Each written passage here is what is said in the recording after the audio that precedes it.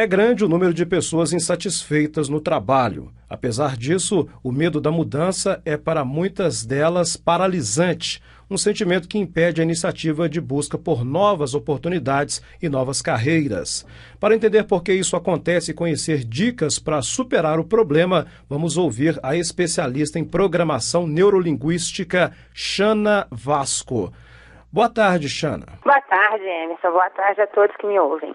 Bom, primeiramente gostaria que você falasse, Shana, sobre esse universo, esse grande universo de pessoas insatisfeitas no trabalho. Certamente, algumas das pessoas que nos ouvem agora estão passando por essa situação. Você tem aí um número, um dado que possa dar uma noção de quantas pessoas vivem essa situação?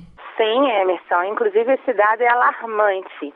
Mais de 80% das pessoas economicamente ativas hoje, elas estão insatisfeitas em algum nível, infelizes com a sua atividade profissional.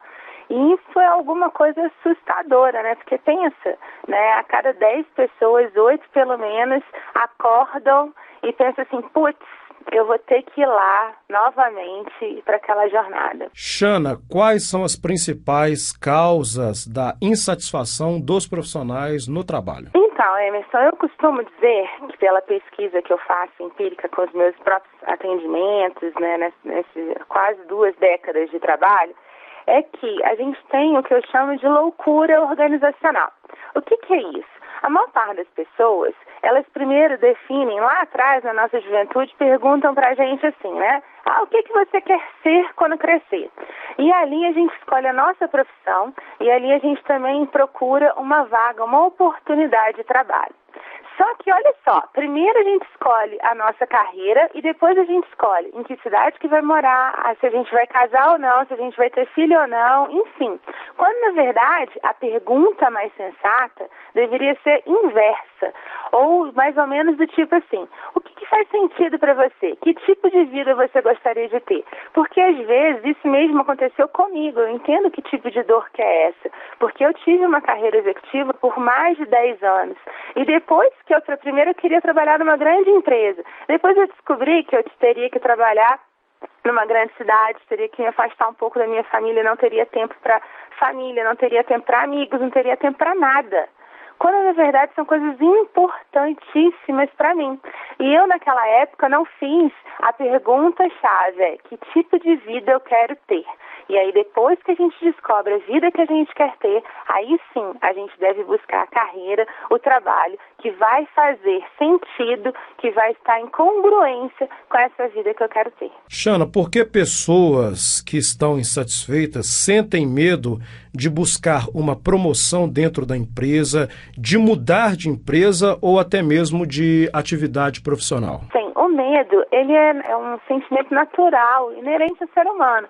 Não tem como a gente evitar o medo, né? Como é que funciona o medo? O medo, ele vem no nosso cérebro primata, né? E ele é responsável por nos dar segurança. E, normalmente, o medo desencadeia 2 tipos de ações, comportamentos. O primeiro, vamos supor, a gente está aqui, né? Parece um leão. Então, o leão, a gente desencadeia uma sensação física, né? Que vai liberar adrenalina. Essa adrenalina vai desencadear 2 tipos de sensação. A primeira, possivelmente, a gente vai sair correndo. Só que algumas pessoas, ao invés de sair correndo, elas paralisam. Né? Não sei se você conhece, mas é comum as pessoas, numa situação de medo, de conflito, elas paralisam. Né? E isso, quando nos primeiros segundos, quando o medo se estabelece no nosso organismo e dispara esse tanto de substância química, não tem o que fazer. Mas depois dos 30 segundos iniciais, a gente pode transformar essa sensação que é primata, né, no nosso cérebro primata, e levar para o lado racional. E tem uma pergunta muito poderosa e que eu indico para quem está passando por esse momento, esse dilema. E é a seguinte: se eu não estivesse com medo, o que eu faria? Porque às vezes, e o medo ele é importante porque, por exemplo, às vezes eu não aguento mais o meu chefe, não aguento mais aquela empresa, mas eu tenho uma família para zelar. Então eu não vou chutar os baldes e largar tudo, não é? Então, o medo, ele faz com que eu seja sensata. Mas a pergunta, quando a gente faz essa pergunta, né? Se eu não tivesse com medo, o que eu faria? Possivelmente eu vou encontrar alternativas. Como, por exemplo, então nesse momento eu preciso, então, me organizar financeiramente para não tomar nenhuma sensação, uma atitude repentina que eu vá me arrepender. Então você vai se organizando, vai se planejando. Eu mesma, antes de sair da carreira executiva, eu me planejei durante 3 anos para não ter preocupação material nessa nova jornada profissional que eu iria iniciar. Agora, Chana, como você avalia hoje no mercado brasileiro o trauma da demissão? Isso tem 2 vertentes, né? Esse é um período do ano que eu até estava lendo um artigo de um colega, o Ricardo Piovan, que ele estava falando o seguinte, que agora é um momento onde os líderes são demitidos. E o que ele quer dizer? Que às vezes as pessoas, às vezes não, é muito comum que as pessoas demitam seus chefes, ou seja, larguem a sua atividade profissional, que às vezes elas estão satisfeitas com o lugar de trabalho, a sua remuneração, mas não suportam o seu líder, né? Então, esse é um ponto importante, né? Que é tanto o profissional, ele pode ser demitido, como também nós podemos demitir o nosso líder imediato. Agora, a demissão, ela não deixa de ser uma situação traumática, né? Porque, afinal de contas, em alguns momentos, ela pode não ser esperada ou muito menos desejada. Mas antes da gente ser demitido, normalmente tem alguns indicadores, alguns indícios de que isso está para acontecer. Como, por exemplo, a gente não é convidado a participar de projetos, a gente às vezes percebe um distanciamento maior do nosso líder imediato ou das pessoas da nossa equipe. Então a gente pode observar isso. Agora, como que eu vou lidar com isso se a situação já se estabeleceu? Algumas das dicas que eu posso dar nesse momento é a primeira: mantenha a tranquilidade. Por mais que isso possa parecer assim, Chana, você não está vivendo o que eu estou vivendo, né? Então é por isso que você está sugerindo mantenha a tranquilidade. Não, eu entendo sim o que é isso, porque às vezes, se a gente pensar assim, poxa, é uma situação alarmante, mas será que se eu ficar desesperado vai contribuir para eu melhorar a minha situação já estabelecida? Muito possivelmente a resposta vai ser não. Ao contrário, você tem que manter a mente lúcida para você traçar um passo a passo para o sucesso. E esse é um período onde acontece, sim, algumas demissões por causa de reengenharia e novo planejamento organizacional. Mas também é uma ótima notícia, por outro lado, que muitas empresas também estão contratando. Então é a hora de levantar a poeira, colocar o currículo, ativar sua rede de network e fazer uma busca ativa de uma nova oportunidade. Agora, apenas para enfatizar a questão do planejamento que você já explicou, Chana, preciso lembrar para o nosso ouvinte que toda decisão ela envolve perdas e ganhos. Você consegue um benefício ali, mas tem que abrir mão de outra coisa.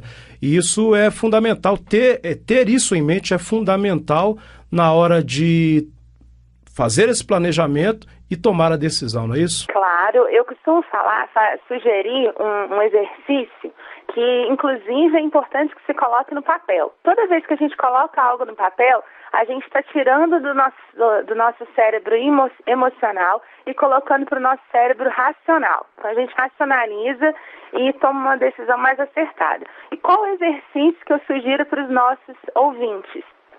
O exercício é muito simples, Emerson. Você vai colocar de um lado da lista, se eu tomar essa decisão, como, por exemplo, sei lá, mudar de carreira, mudar de emprego, demitir o meu chefe, tudo que pode acontecer de bom, você vai lá listar tudo. E no campo do imaginário, tudo é possível. Coloque ali tudo que pode acontecer de bom.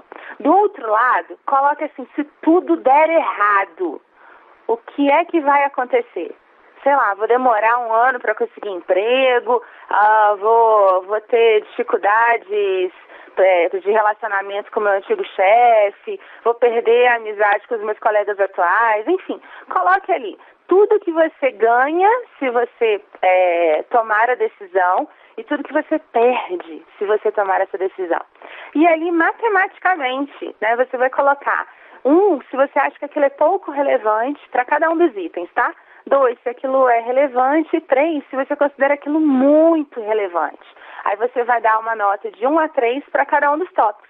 No final, é só somar todos os dois lados da coluna. Aí você vai ver matematicamente, ou seja, de forma racional, qual que é a melhor opção. Só que o nosso cérebro, ele tem os dois lados, na verdade. Aí depois que você olhar ali, por exemplo, um deu 20, outro deu 15, aí você vai falar, não, então aqui está falando que o ideal é o sair. Como é que você se sente com essa decisão? Você sabe que racionalmente essa é a melhor decisão, mas como é que você se sente? Como é que seu coração está falando?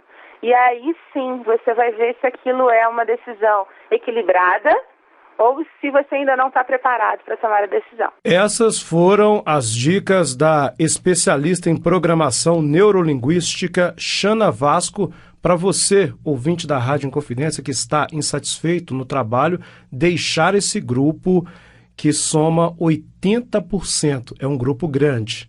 Então você precisa praticar isso aí, essas dicas que foram passadas pela Chana. Ô Chana, mais informações, você tem um site sobre o mercado corporativo, fica à vontade para passar para o nosso ouvinte. Claro, que ótimo. O meu site é www.chanavasco, Vasco.com. Tá? E o meu e-mail é contato@chanavasco.com. Além disso, eu tenho todas as redes sociais e eu sempre respondo todas as dúvidas, todos os comentários que forem colocados aí. Chana, muito obrigado e boa tarde. Eu que agradeço. Uma boa tarde para você e para todos os ouvintes.